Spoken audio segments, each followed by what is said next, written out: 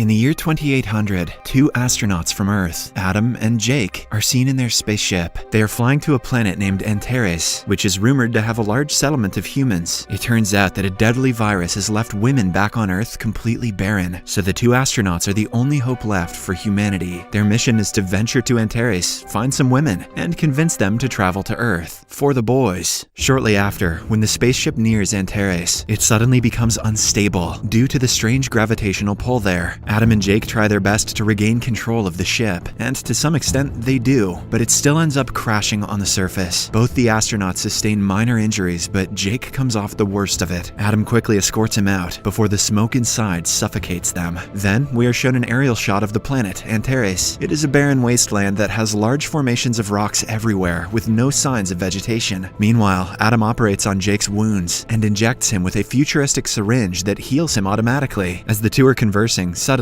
a dog's barking is heard. Up until now, they had believed that life on the planet was just a rumor, but with the bark, they get renewed motivation, and Adam starts following the sound. After a bit of wandering around, he comes across a primitive-looking boy, clutching his dog with a worried look. Adam tries to get near him, but the scared boy says the snakeheads are near, and runs away. Unfortunately, just after a few minutes, he is captured by the snakeheads, who appear to actually be women clad in primitive military costumes. They quickly knock the little boy out and take him into custody, while his dog runs away. On the other hand, Adam is inspecting the strange place when a massive earthquake rocks him. Scared, he immediately calls Jake via his high-tech watch and asks him to take a geoscan of the area. Following this, Adam ventures further deep into the land until he comes across a large temple. He covertly sneaks inside and is taken aback to witness a large number of women there. It turns out that on this planet, women rule everything, while men are forced to become slaves, and a few of them are used to procreate. Inside the temple, the women appear to be chanting some prayers for their serpent lord. Here, we get to know that the religious women belong to a cult, which is led by the fearless Taxan. Right then, the serpent lord also appears from the ground, which is a gigantic cobra. We are then introduced to the queen of planet Antares, Sumuru, who seems to be less than impressed by the cult's work. Meanwhile, the little boy from earlier is brought to the room. As Adam watches with shock and horror, Taxan reveals that the boy is about to be sacrificed to the serpent lord. Hearing this, the boy's sister Dove, who happens to be one of the queen's soldiers, starts fighting with Taxan's cult members. Here it is revealed that the women inside the temple are divided into two factions, one that works for Taxan and the other that follows the queen. As everyone watches on, Dove continues fighting alone, and suddenly the serpent lord swoops down and gobbles up one of the cult members. An enraged Taxan orders her women to capture Dove, but the queen stops them, claiming it was just self-defense. The two leaders almost get into an argument of their own, but just then, Adam, who has been hiding in a corner, gets a call from his friend, which alerts everyone in the room. Taxan immediately orders her soldiers to go after him, but Adam uses one of his high-end guns to create a diversion and flee. During the chaos, the little boy, Will, also manages to escape from the temple. After a while, Adam and the little boy catch up and head to the spaceship to escape this planet. However, before Adam can enter, he is shot in the leg by one of Taxan's women. Still, with the help of Jake and the boy, he manages to get inside the spaceship, but the arrow appears to be poisoned, causing him to slowly lose consciousness. Outside, the queen arrives with her own army and tells Taxan's cult gang to go away. At first, they refuse to comply, claiming that it is perfectly legal for women to kill men, but when Sumuru asserts that she is the queen and that she has jurisdiction over everything, they reluctantly leave. Following this, the queen enters the spaceship and confronts the aliens. She then takes out an anti-venom and injects it in Adam, hence saving his life. In the next scene, Adam and Jake are brought to the queen's residence, where they manage to meet up privately. Jake reveals that according to the geoscans he conducted earlier, he found out that the planet is dying, and that is why the earthquakes are so frequent. At max, the planet has 2 months before it ultimately self-destructs. Later, Adam is taken to the queen's chamber for interrogation. He introduces himself and mentions that he is from planet Earth. He also claims that the people on Antares are descendants from Earth, as some people were sent on a terraforming mission 1,000 years back. They regularly reported their findings for the first 100 years, but after that, all communication ceased. The Earth also went through a deadly war, and that is why they didn't try to find out much about their people on Antares. Hearing all of this, the queen is taken aback, but she nonetheless supports the claims, as their legend mentions of a planet called Earth. As the two continue talking, the topic of the snake cult comes up. Queen Sumuru reveals that due to the continuous earthquakes, the people reverted to religion, and that is when Taxan rose to power. She comes from an extremely noble family, family and believed that she was destined to become the queen. However, the people didn't elect her. This is why she has been gathering cult followers so that one day she can take the throne for herself. As for the large cobra, it just appeared out of nowhere. Shocked by the revelations, Adam tries to explain that the planet is dying and that everyone should immediately evacuate, but the queen doesn't want to listen to a man. Instead, she starts talking about why men are dominated on Antares. She reveals that long ago, the men ignited a large flash of light, which killed a lot of people. From that day onwards, the women have taken control over the land, and it is perfectly legal to kill men if they are found to be disobedient. Shortly after, the queen leads Adam to a primitive mine, where all the men are working as laborers. According to the queen, men are either used as slaves, for sacrifices, or occasionally used to procreate. The sight disgusts Adam, but when he tries to speak out his thoughts, he is beaten up and taken away. Unfortunately, while the guards are escorting him back to the queen's residence, they are attacked by Taxan's gang. The notorious cult members slay all of the queen's guards and apprehend Adam. Sadly, among the casualties is also Dove. As she breathes her last, her brother Will arrives to help her, but